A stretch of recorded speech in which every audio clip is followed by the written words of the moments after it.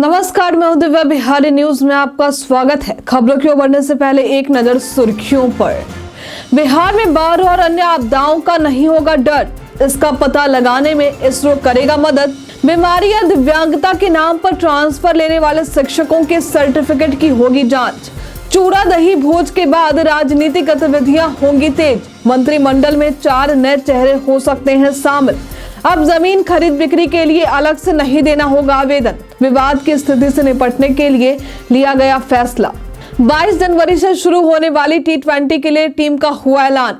चले बढ़ते हैं शाम तक की बड़ी खबरों की ओर विस्तार से।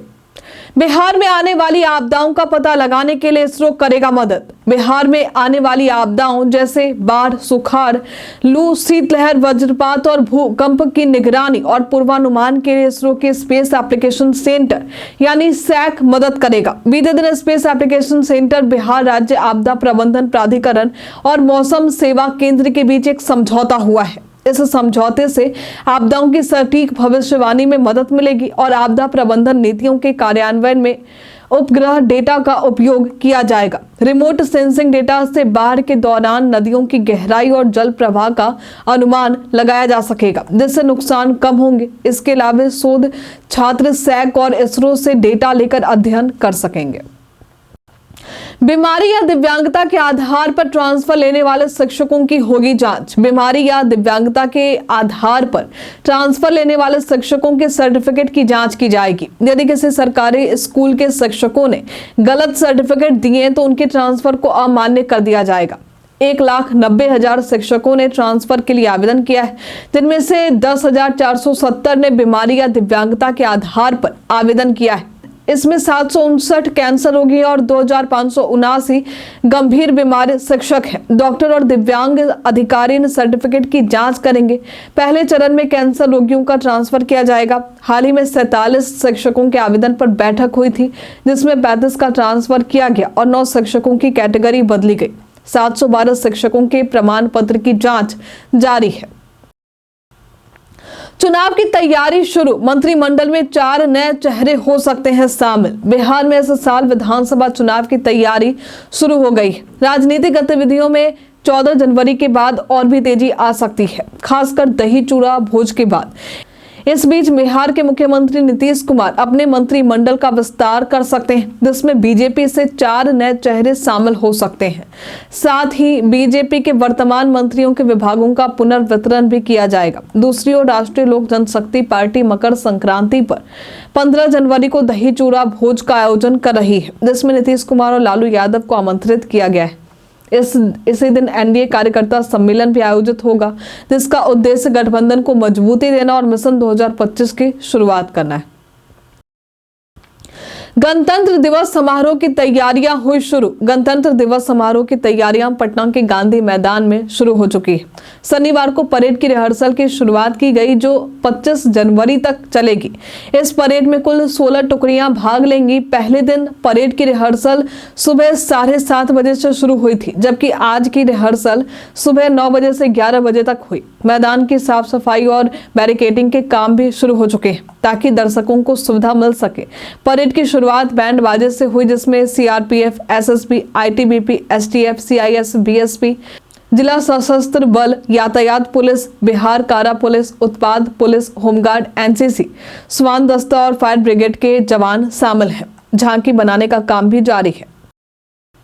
जमीन खरीद बिक्री में जमाबंदी के लिए अलग से नहीं लगेगा आवेदन। अब जमीन की खरीद बिक्री होने पर जमाबंदी के लिए अलग से आवेदन देने की जरूरत नहीं होगी। ये व्यवस्था पटना जिले के संपतचक, फतुहा और मुजफ्फरपुर जिले के सकरा में पायलट प्रोजेक्ट के तहत लागू की जा रही है। मद्य निषेध, उत्पाद और निबंधन विभाग ने राजस्व एवं भूमि सुधार विभाग से अंचल कार्यालयों में जमाबंदी दस्तावेज को अपडेट कराने के निर्देश दिए। अधिकारियों ने नागरिकों से विक्रेता के नाम पर जमाबंदी होने पर ही जमीन खरीदने की अपील की है। संयुक्त जमाबंदी वाली जमीन पर सबसे अधिक विवाद होते हैं, इसलिए यदि संयुक्त जमाबंदी से जमीन खरीदनी हो तो सभी हिस्सेदारों की सहमति प्राप्त करना जरूरी है, ताकि विवाद की स्थिति ना बने। अवैध बालू खनन मामले में कई जिलों की लापरवाही आई सामने। बालू के अवैध खनन, भंडारण और परिवहन मामले में पुलिस मुख्यालय ने 2023 से 24 तक कार्रवाई की समीक्षा की, जिसमें कई जिलों में लापरवाही सामने आई। कटिहार, सीतामढ़ी और दरभंगा जैसे जिलों में किसी भी सूचना पर कार्रवाई नहीं की गई थी। मुजफ्फरपुर बालू के अवैध खनन, भंडारण, परिवहन और बिक्री के मामले में भले ही शीर्ष 5 जिलों में शामिल हो, लेकिन यहाँ केवल 12 सूचनाओं में से 6 पर कार्रवाई हुई है, जबकि 6 लंबित रह गई। मुजफ्फरपुर में पिछले 2 साल में बालू माफिया पर कम कार्रवाई हुई और अभियान के बावजूद मुख्यालय की सूचना पर खानापूर्ति हुई। पुलिस पर बालू माफिया द्वारा हमला भी किया गया था, लेकिन पुलिस किसी को गिरफ्तार नहीं कर पाई। बेहतर प्रदर्शन करने वाले जिलों में भागलपुर, भोजपुर और अररिया शामिल है। 22 फरवरी से शुरू होगी बिहार मदरसा बोर्ड की वस्तानिया परीक्षा। 22 फरवरी से बिहार मदरसा बोर्ड की वस्तानिया परीक्षा यानी 8वीं बोर्ड शुरू होगी, जो 26 फरवरी तक राज्य भर के मदरसों में होगी। इस साल परीक्षा नया सिलेबस SCERT के आधार पर होगा। हर विषय में 30 नंबर के ऑब्जेक्टिव, 30 नंबर के लघु उत्तरीय और 40 नंबर के दीर्घ उत्तरीय प्रश्न होंगे। परीक्षा की 2 पालियां होंगी, पहली सुबह 10 से 12 बजे तक और दूसरी दोपहर 2:30 बजे से 4:30 बजे तक। परीक्षा नियंत्रक डॉक्टर मोहम्मद नूर इस्लाम के अनुसार उत्तर पुस्तिकाओं का मूल्यांकन 27 फरवरी से शुरू होगा। एडमिट कार्ड और उत्तर पुस्तिकाएं 17 और 18 फरवरी को क्षेत्रीय कार्यालयों से मदरसों के हेड को वितरित की जाएगी। एसएसपी ने कुख्यात अपराधियों की लिस्ट तैयार करने के दिए निर्देश। एसएसपी अवकाश कुमार ने अपनी पहली क्राइम मीटिंग की, जिसमें पटना जिले के सभी एसएसपी, डीएसपी और थानेदार शामिल हुए थे। ये बैठक वीडियो कॉन्फ्रेंस के जरिए आयोजित हुई थी और रात 9 बजे तक चली। एसएसपी ने थानेदारों से कहा कि वे इलाके के कुख्यात अपराधियों की सूची तैयार करें और उनकी गतिविधियों पर नजर रखें। उन्होंने ये भी कहा कि अपराधी यदि सक्रिय हो तो पुलिस को उनसे सख्ती से निपटना चाहिए। इसके अलावा पुलिस कर्मियों को नागरिकों के साथ अच्छा व्यवहार करने और किसी घटना की जांच में टेक्निकल टीम का सहयोग लेने की सलाह दी गई है। थानेदारों की निगरानी की जा रही है और उन्हें रोज थाने में बैठकें कर काम की प्रगति पर नजर रखने का निर्देश दिया गया है। बिहारी टार्जन के साथ बाबा रामदेव आए नजर। बिहार के बगहा निवासी राजा यादव, जो बिहारी टार्जन के नाम से प्रसिद्ध है, उन्होंने बाबा रामदेव के साथ योग किया। हाल ही में एक वीडियो सामने आया है जिसमें बाबा रामदेव और राजा यादव दौड़ते हुए नजर आ रहे हैं। इसके साथ ही दोनों ने योग आसनों का भी अभ्यास किया। बाबा रामदेव इस वीडियो में राजा यादव को योगासन के टिप्स देते हुए दिखाई दे रहे हैं। राजा यादव अपनी शारीरिक फिटनेस को लेकर चर्चित हैं, जिन्होंने देसी तरीके से अपने फिटनेस को बढ़ाया और बिहारी टार्जन का तमगा हासिल किया। इस वीडियो को बाबा रामदेव ने अपने सोशल मीडिया अकाउंट पर भी साझा किया है। शराब पीने के आरोप में गिरफ्तार होने वालों में पटना सबसे आगे। बिहार में शराब पीने के आरोप में गिरफ्तार होने वालों में पटना सबसे आगे। 2024 में राज्य भर में शराब पीने के आरोप में 1,42,040 लोग गिरफ्तार हुए, जिनमें से 17,617 लोग पटना में। शराबबंदी कानून के तहत ये गिरफ्तारी छापेमारी और अभियानों के दौरान की गई। राज्य भर में 8,09,941 छापेमारी की गई और 1,19,941 मामले दर्ज हुए। 32,71,914 लीटर शराब जब्त की गई। शराबबंदी कानून में बदलाव के तहत पहली बार पकड़े जाने पर 2 से 5,000 रुपए जुर्माना देने का प्रावधान किया गया। ड्रोन का इस्तेमाल भी अवैध शराब पकड़ने में किया जा रहा है, खासकर गंगा किनारे। 30 लाख रुपए गबन के आरोप में पूर्व पैक्स अध्यक्ष की गिरफ्तारी। बिहार के औरंगाबाद जिले में पूर्व पैक्स अध्यक्ष सुमेर प्रसाद को गिरफ्तार किया गया है। उन पर 30 लाख रुपए के गबन के आरोप हैं। ये मामला रफीगंज प्रखंड के दुगुल पंचायत से संबंधित है, जहां सुमेर प्रसाद पर किसानों से धान खरीदने के नाम पर फर्जी तरीके से खरीद दिखाकर पैक्स के कैश क्रेडिट खाते से राशि निकालने का आरोप है। जांच में पता चला है कि गोदाम में धान नहीं था, जिससे सहकारिता विभाग ने प्राथमिकी दर्ज करवाई। थानाध्यक्ष इमरान आलम के अनुसार सुमेर प्रसाद को गिरफ्तार कर जेल भेज दिया गया है। इस मामले में आगे की कार्रवाई जारी है। नालंदा से अवैध शराब फैक्ट्री का हुआ भंडाफोड़। पुलिस ने एक बड़ी कार्रवाई करते हुए नालंदा जिले के मानपुर थाना क्षेत्र के प्रभु विघा गांव में अवैध शराब निर्माण की फैक्ट्री का भंडाफोड़ किया है। ये कार्रवाई गुप्त सूचना के आधार पर की गई थी।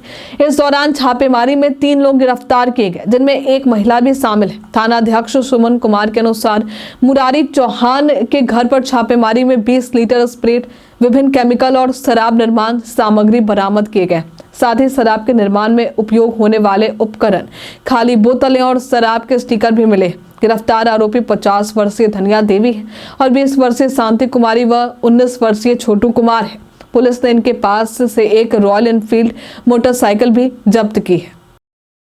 जदयू ने बिहार पर दिए गए केजरीवाल के बयान पर कसा तंज। जदयू प्रदेश अध्यक्ष उमेश सिंह कुशवाहा ने कहा है कि दिल्ली विधानसभा की 40% सीटों पर बिहार और यूपी के लोग निर्णायक भूमिका में और अरविंद केजरीवाल द्वारा इन राज्यों के लोगों को लेकर की गई टिप्पणी अपमानजनक है। उन्होंने कहा कि दिल्ली विधानसभा चुनाव में बिहार और यूपी के लोग इसका जवाब देंगे। कुशवाहा ने यह भी घोषणा की कि जदयू दिल्ली चुनाव में भाजपा के साथ मिलकर मैदान में उतरेगा और पार्टी का संगठन वहां मजबूत है। इस बीच अरविंद केजरीवाल के विवादास्पद बयान पर केंद्रीय मंत्री ललन सिंह और भाजपा नेता ऋतुराज सिन्हा ने लेकर तीखा हमला बोला है। ये कहकर कि ये उनकी हताशा का परिणाम है और उनकी चुनावी नौटंकी है। आलोक मेहता के ससुर दामाद बैंक स्कैम मामले में हुए गिरफ्तार।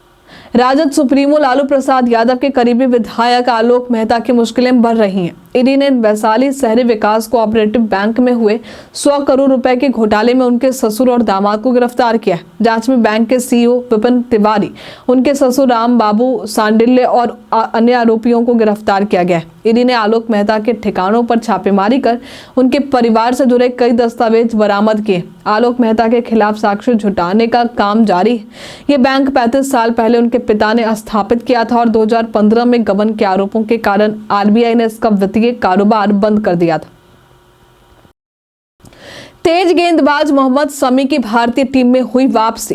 बॉर्डर गावस्कर ट्रॉफी 2024-25 में भारतीय टीम की हार के बाद शनिवार को मुंबई में बीसीसीआई की बैठक हुई, जिसमें हार के कारणों पर चर्चा की गई। बैठक में हेड कोच गौतम गंभीर, चीफ सेलेक्टर अजित अगरकर, कप्तान रोहित शर्मा और बीसीसीआई चीफ रोजर बिन्नी शामिल हुए थे। बैठक में इंग्लैंड के खिलाफ 22 जनवरी से शुरू होने वाली T20 सीरीज के लिए भारतीय टीम का ऐलान किया गया। तेज गेंदबाज मोहम्मद शमी की टीम में वापसी हुई, जबकि ऋषभ पंत को बाहर कर दिया गया। अक्षर पटेल को उप कप्तान बनाया गया। सीरीज का पहला मैच 22 जनवरी को कोलकाता के ईडन गार्डन में होगा और बाकी मैच 25 जनवरी से 2 फरवरी के बीच विभिन्न स्थानों पर खेले जाएंगे। सभी मैच शाम 5 बजे से शुरू होंगे। बीते दिन हमारे द्वारा पूछे गए सवाल का आप लोगों में से बहुत सारे लोगों ने अपना जवाब हमें हमारे कमेंट सेक्शन बॉक्स में लिखकर दिया है। जिन्होंने हमारे द्वारा पूछे गए सवाल का जवाब दिया, उनके नाम है मुन्ना प्रसाद, राजकिशोर महतो, पीहू शर्मा, मोहम्मद शकील, अनवर करीम खान, नवी मोहन वर्मा, अमरजीत यादव, ओमकार सिंह, मोहम्मद साकिर हुसैन, सपना कुमारी, राकेश मिश्रा, सोनू कुमार, श्रवण कुमार, निरंजन कुमार, बाबूलाल मरांडी, दीपक कुमार, आजाद अंसारी। इसी के साथ बढ़ते आज के सवाल की और आज का सवाल है, भारतीय टीम में मोहम्मद शमी की वापसी पर आप क्या कहना चाहेंगे? आप अपना जवाब हमें कमेंट में लिखकर जरूर बताइए। आज के लिए फिलहाल इतना ही। बिहार के तमाम खबरों के साथ बने रहने के लिए देखते रहे बिहारी न्यूज और साथ ही अगर आप यूट्यूब से देख रहे हैं तो चैनल को लाइक करना और सब्सक्राइब करना। अगर आप फेसबुक से देख रहे हैं तो पेज को फॉलो करना ना भूलें। धन्यवाद।